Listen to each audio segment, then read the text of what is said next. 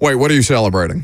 Is this Jamal Adams signing with the Titans or Greg Berhalter getting fired by U.S. men's national team? Our national nightmare is over. The only time we've played this is when people get fired. Do you realize that? It's Andre Dillard getting cut from the Tennessee Titans. It's Greg Berhalter getting canned from the U.S. men's national team, though that did take some time.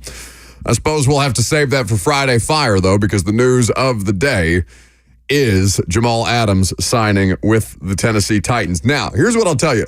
The vast majority of the Titans personnel people are not yet back in the building. But, as I mentioned, people start to trickle back in after the July 4th holiday. You start to kick conversations back up with players, reps, and see where everybody's at. Check back in health-wise, check back in financially, and ultimately try and get deals done before your team has to report to training camp. And we are 12 days away from the Tennessee Titans reporting for training camp. Remember when J.C. Latham got drafted, and there was some initial hesitancy, right?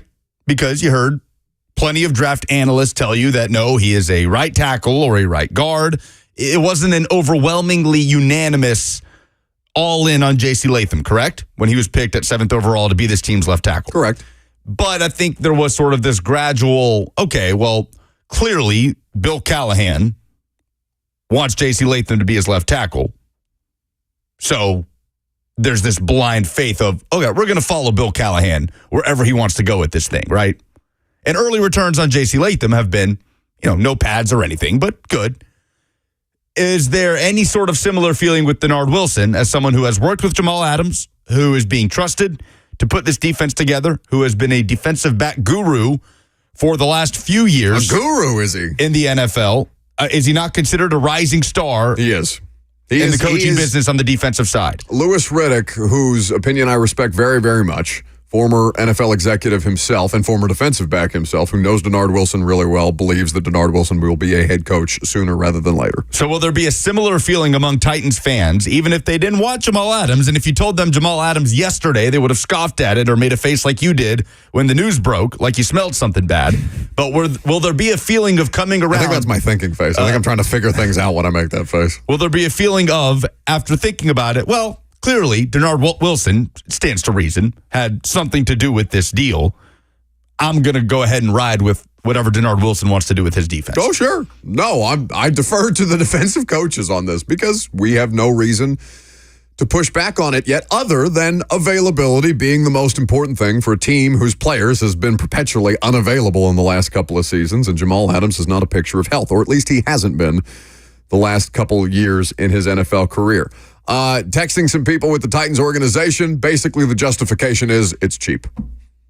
That's the feedback that I'm getting right now. I also shot a text to Cosell to see if he can give us a little more insight and analysis, a little more further football detail than I might be able to provide you about the deployment and use of Adams as a player, although at least the way that he has been used successfully during his time with the Jets and the Seahawks. So as soon as we get a response there, we will relay that to you. Emmett Jones. By the way, you can interact with the show. Facebook, YouTube, Twitter, and Twitch. You can call if you want to react to Jamal Adams signing on a 1-year financial terms not yet disclosed. But again, what I'm getting back from the organization is it's cheap. So that in and of itself makes you feel better about any kind of expense that Jamal Adams might count against your salary cap. 1-year deal, cost effective. Those are the kind of things that you like to see.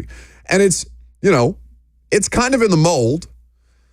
Last year's free agent class was different. How would you describe last year's free agent class? Oh, gosh, let me think. That feels like it was forever ago. Azeez Al-Shaair. Murphy Bunting. Sean Murphy Bunting. Dillard. Key. Meh. Band-Aids. Yeah. A lot of Band-Aids. Yeah. Right? Bad roster.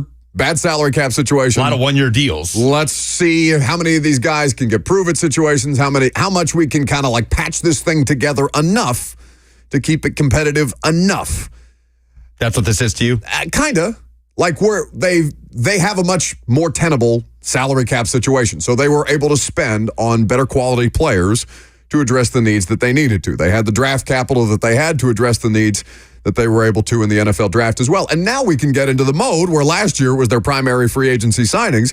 And I'm not, listen, Azeez Al-Shaair is a fine football player. He broke the single-season tackles record here. He's probably going to thrive in Houston. You're probably going to hate playing him twice a season for as long as he's down there in D'Amico Ryan's defense, which I know he's very happy about.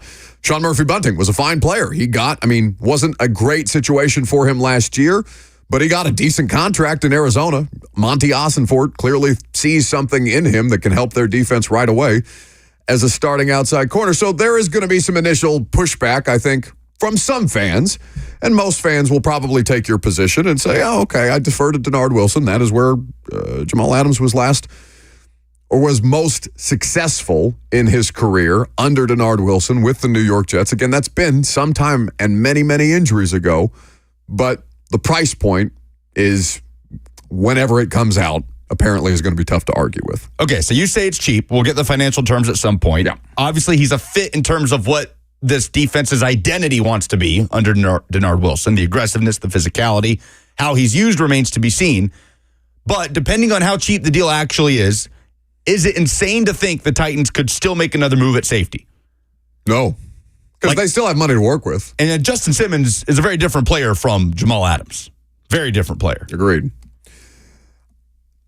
It's not beyond the pale, but it does make me skeptical that they would make that kind of move. But again, price point is something that they can move. And they can use both of these players. Like, they can find utilizations for Jamal Adams and another cover or a better cover safety than Jamal Adams, because it's not just Justin Simmons out there, even though that's the name that we continue to come back at. Micah Hyde has been a really, really good player for the Buffalo Bills. Now, he has also dealt with some injuries as of late, and he is longer in the tooth. Is he older than Justin Simmons? Do you have the free agent safety list in front of you? Is Micah Hyde older than Justin Simmons? Yes, Micah Hyde older than Justin Simmons. Justin Simmons will turn 31 in November. Oh, yeah, Micah Hyde will turn 34 in December. Yeah, he's much older. So, again, when you've got guys like Tony Jefferson coming back into the league after several years for not playing and competing for starting jobs with a team like the Los Angeles Chargers, I don't rule a Micah Hyde out here. It may be a more cost-effective way to put together what they're trying to put together. My point is, it doesn't just have to be Justin Simmons. Dixie in the F&M Bank chat says Justin Simmons and Byard are the same age, same draft class. Yes, we knew that. He said he probably wants the same contract, or probably more than Byard. Again, I don't know what Justin Simmons is seeking financially, so I'm not going to speak to that. Dixie who? Mr. or Mrs. Normus. Okay. It is probably gender neutral. So if a Justin Simmons type signing was made, it would probably bring any Titans fan who's out on the Jamal Adams signing totally in. Oh, yeah. Right? Because then the risk, goes away of that being what you're depending on for safety depth. And how they use him is critical, too. Like, that could totally change the conversation, how they decide to use him, which could be different from how the Seahawks utilized him the last couple years. Well, and famously, Seattle was not happy with the way that defense was orchestrated, because they made the move to hire Mike Macdonald as a wave of defensive head coach hirings this offseason. And Pete Carroll's defense, which had run its course, or at least the way that Pete Carroll was running that kind of defense had run its course in Seattle, and they were looking at a bunch of talented players saying, no, we can do better than this, because Seattle's biggest issue has been its defense of late. It's been objectively bad. So I'm not going to pin all of that on Jamal Adams. My point being, you can always continue to add more depth. This is going to be looked at. This is probably, would you agree with this assessment? This is probably looked at as a bigger transaction than it actually is, just because of his name. Yeah, 100%. Like 100%. This, like Adam Schefter putting together or getting an ESPN actual graphic, because Jamal Adams has played in the New York market. He has played well for the Seattle Seahawks, which is a very popular brand. All-Pro. Here in the last couple of years. That's where he was an All-Pro with the Jets, as you mentioned. But it's been a long time since he's been that, and now he's a name. I won't say more than a football player, but his talent is not quite what his name indicates that it was at some point in his career. Oh, yeah. It goes back to his time at LSU, too. To me, Jamal Adams is the most famous defensive back on the Titans roster. No, L'Jarius Sneed just won I think Jamal back-to-back Adams Super Bowls. is the most famous defensive back on the Titans roster. Well, he does have a lot of which It was a Earl star. Thomas that flipped Pete Carroll the bird, right? After his last injury. Like he's getting carted off, flips the sideline the bird. It's not Jamal Adams. But I think Jamal Adams and Pete Carroll have had issues there. Sure. And that wouldn't be the first time that Pete Carroll has had run-ins with opinionated players, we'll say. So that's not unheard of. And Denard Wilson may know how to manage the person that Jamal Adams is because he is a very, very big personality on top of having been a famous football player throughout the course of his career. I'll tell you one thing. He's definitely going to be the most polarizing figure on the defense of any player. He's going to be outspoken. There's nothing that you could, and maybe you don't want to take that away from him at any point, but I can foresee run-ins with Jamal Adams at some point in the near future. They're adding